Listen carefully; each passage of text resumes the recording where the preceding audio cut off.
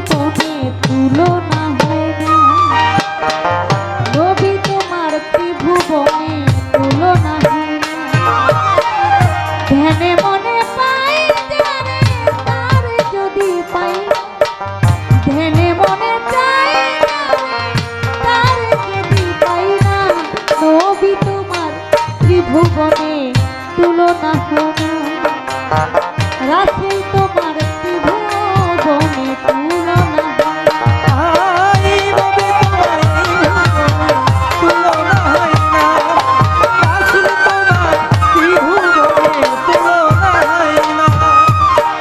দয়ার নবী মায়ার নবী নূরে মুফাসসাল তুমি নূরে আকরাম।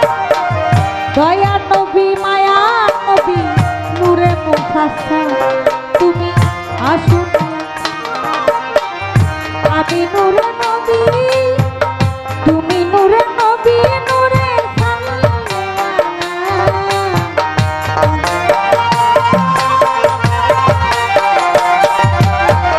তুমি নূরে নবী নূরে নবী তোমার নূরের তুলনা হয় না, নবী তোমার ভুবনে তুলনা হয় না।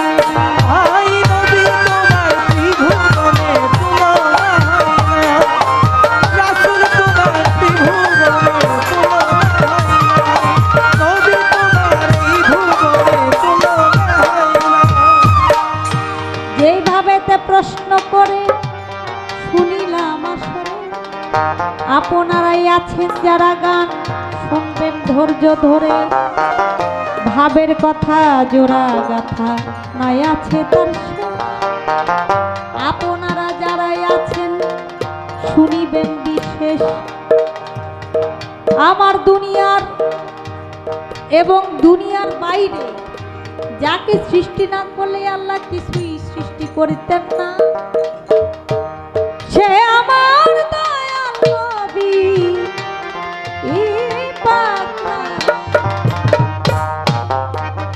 রাসূল আল্লাহ দিনের নবী ঘোষণা করে যান। যেভাবে তা প্রশ্ন করে সবাই বলতে হবে বর্তমান।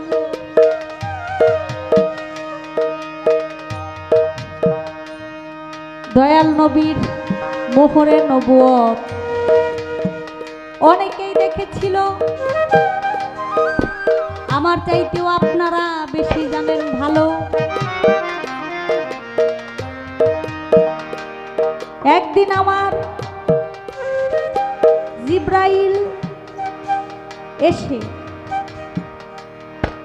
আমার নবীর তালাশ করতে লয়, নবীর বাড়িতে গিয়া আইসা ডাক দিয়া লয়, বলে দয়াল নবী ছোট বাড়িতে আছেন কিনা বলেন নাই আমারে। মা ফাতেমা বের হইল ঘর থেকে, বলতেছি সবারে।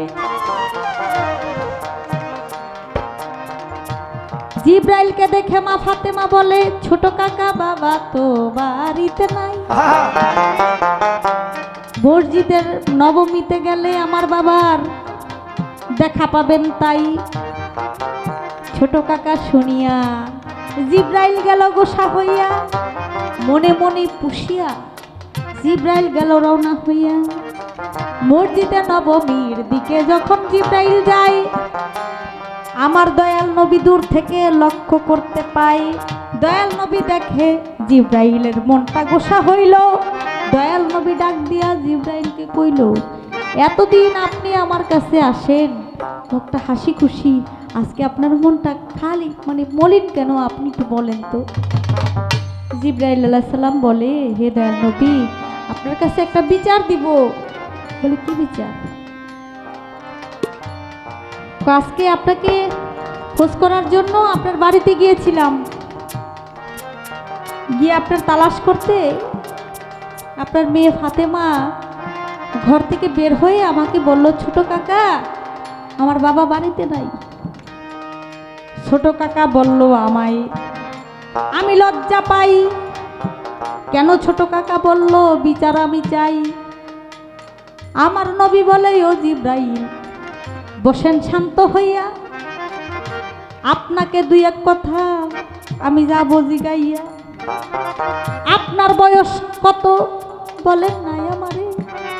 জিব্রাইল বলে, ওগো নবী শুনেন লক্ষ্য করে, এ পৃথিবী যখন আমি যখন সৃষ্টি হয়েছি, সৃষ্টি হয়ে দেখি বারে পাই আকাশের মধ্যে একটা তারা জ্বলজ্বল করতেছিল। আমি আপনাকে জানাই ছোট,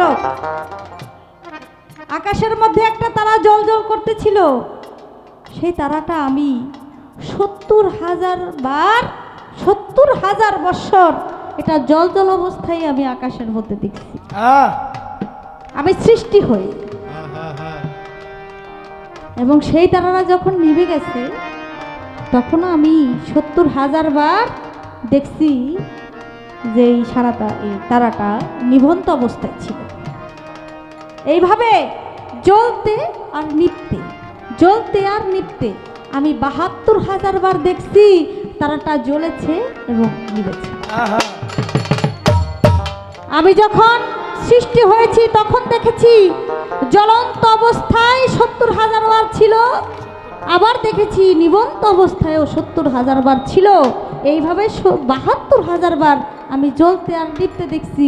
এখন বলেন দয়াল নবী আমার বয়স কত? আমার দয়াল নবী বলে, সেই তারাটা কি এখনো যদি তোমরা দেখো, তুমি দেখো, তুমি চিনবে? জিবরাইল আলাইহিস সালাম বলে, অবশ্যই আমি চিনব। বলে, আমার পৃষ্ঠ মোবারকে চলে যাও। পৃষ্ঠ মোবারকে যখন আমার দয়াল নবী হযরত মুহাম্মদ সাল্লাল্লাহু আলাইহি সাল্লামের যখন পৃষ্ঠ মোবারকের কাপড়টা উঠাইয়া মোহরে নবুয়তের দিকে তাকাইলো, তখন জিবরাইল আলাইহিস সালাম দেখলো ওই মোহরে নবুয়তের মধ্যে ওই তারাটা।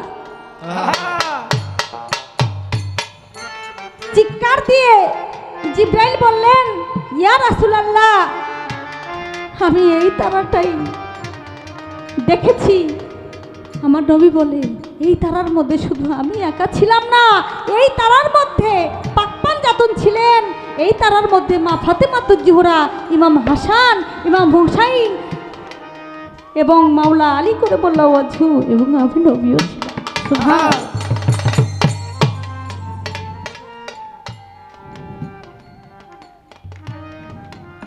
ওই তারার মধ্যে ছিল আমার পাক পাঞ্জাতন ভাই, কি দিব তাদের তুলনা ত্রিভুবনে নাই। আমার নবীজির গুণের কথা কি বলিব আর, আমি কিছু কথা রেখে গেলাম, করলাম সমাচার।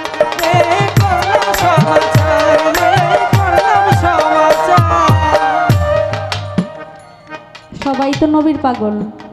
গানের মধ্যে আছে, খালেক দেওয়ান সাহেবের এই গানের মধ্যে আছে, শহীদ হইল নবীর দান দান, ওয়াস করুনি পাইল সন্ধান, নিজের হাতে পাথর মাইরা একটা দান দানও রাখলো না, সে খালি খুঁজছে যে কখন কোনটা তো নবীর দান দান শহীদ হয়েছে।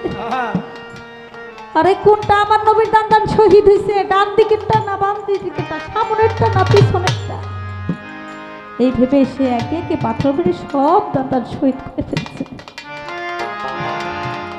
ভালোবাসলেই হয়?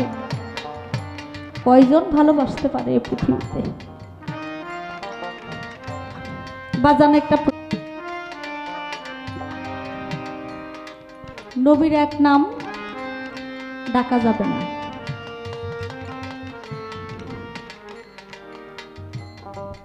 নবীর এক নাম ডাকলে অপরাধ। এটা কোন রাগ? এটা তো ইহুদি নাসারা কাফের, তারা এই নামে ডাকত।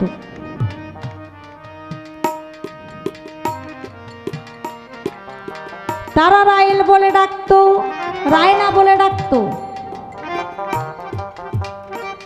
শুনে নেন বিষয়,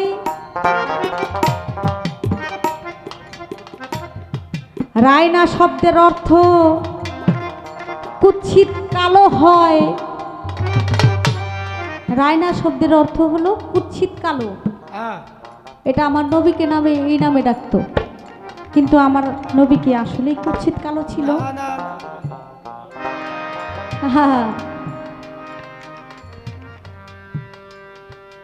আমার আল্লাহ কয় ধন যদি চাই তো নবীরে নবী এই ভব সংসারে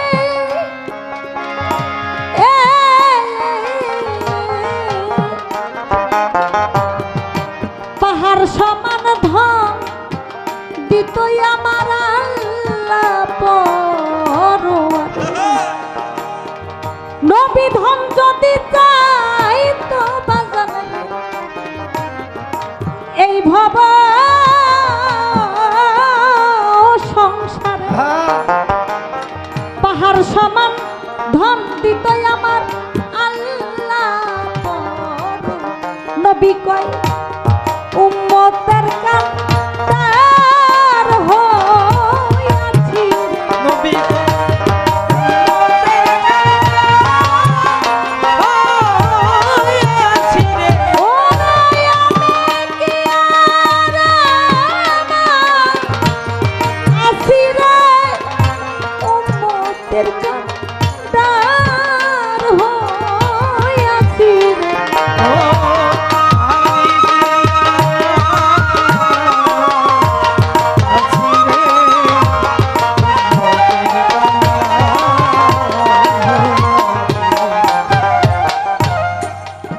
আমার নবী ছিল উজ্জ্বল বর্ণের যে তার দিল দিয়ে মন দিয়ে আমার নবীকে একবার দেখতো সে পাগল হয়ে যাইতো তার গুনাহ মাফ হয়ে যাইতো তার 14 গোষ্ঠী জান্নাতে যাইতো যারা দেখতে পারে নাই অন্তর চক্ষু দিয়ে তারাই জাহান্নামে চলে গেছে কাফের মুনাফিক বেদিন যারা তারাই আমার নবীকে রায়না বলে ডাকত আর আমরা যারা উম্মতি মুহাম্মদী তারা আমাদের কাছে মানিক রতন হৃদয়ের ধন আমার নবী সব কিছু আমার বাবাজি এই প্রশ্নটা করেছেন আমি তার জবাব দেওয়ার জন্য চেষ্টা করলাম নবী তোমায় ত্রিভুবনে তুলনা হয় না নবী তোমায় ত্রিভুবনে তুলনা হয় না নবী তোমায় ত্রিভুবনে তুলনা হয় না বাবাজির কাছে একটা কথা আমার জানার খুব ইচ্ছা আমার আসলে করে হযরত মুহাম্মদ সাল্লাল্লাহু আলাইহি সাল্লাম যাকে সৃষ্টি না করলে আল্লাহ সৃষ্টি করতো না আমার রাসূল যখন পর্দা নিয়েছেন সাহাবাদেরকে ডাক দিয়ে বলেছেন মাওলা আলীকে যেন 1 নম্বরে রাখা হয় কিন্তু আমার রাসূল করিম হযরত মুহাম্মদ সাল্লাল্লাহু আলাইহি সাল্লামের পরে তারে 4 নম্বরে রাখা হয়েছে যদিও তিনি 4 নম্বরে আমাদের কাছে আমরা যারা রাসূলের অনুসারী আমাদের কাছে না কিন্তু তাকে 4 নম্বরে রাখার চেষ্টা করছে আমি জানতে চাই তারা কারা কেন করলো এই বিষয়টা নিয়ে আপনি একটু আলাপ আলোচনা করবেন যার জন্ম কাবা ঘরে তাকে শহীদ করা হইল মসজিদ ঘরে এই বিষয়টা নিয়েও আপনি একটু আলাপ আলোচনা করবেন কারণ আপনি একজন সুফি সাধক বাউল আপনার কাছ থেকে অনেক ভালো ভালো কথা আমরা জানতে পারবো এই বিষয়গুলো এখন কেউ আলাপ আলোচনা করে না আপনি বাবাজি এই বিষয়টা আপনি একটু আমাদেরকে খোলাসা করে বলবেন এই 2-1টি কথা আপনার কাছে জানার দিচ্ছি